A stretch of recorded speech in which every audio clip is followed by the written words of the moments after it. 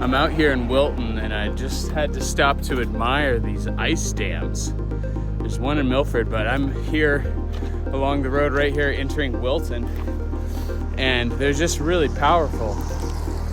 Huge chunks of ice.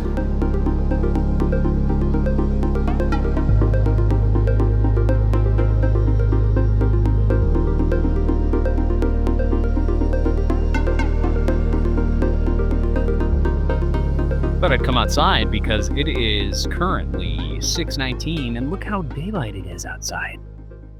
Sam and I recently had a dining experience, like at a restaurant. Doesn't kind of matter where, but where the service was just so bad.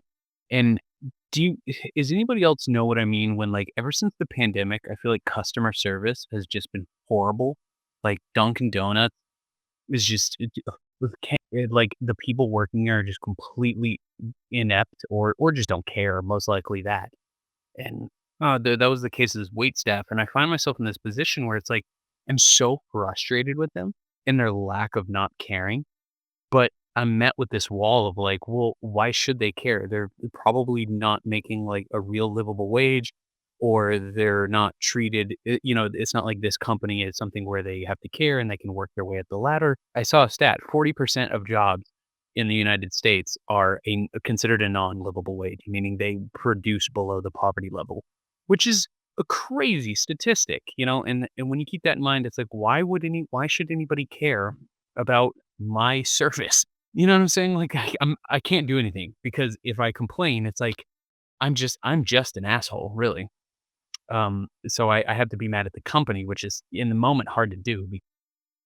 It's like it's sad and frustrating at the same time where you're like, can these companies just I know we're all about making profit, and I know it's all about, like, squeezing every penny out of an operation from top to bottom, but at a certain point, the user experience, the customer experience is getting so bad where, I'm gonna stop going to your establishment, and doesn't that make you lose money? I don't know, maybe not. Maybe if everybody collectively is so terrible, it doesn't matter as much.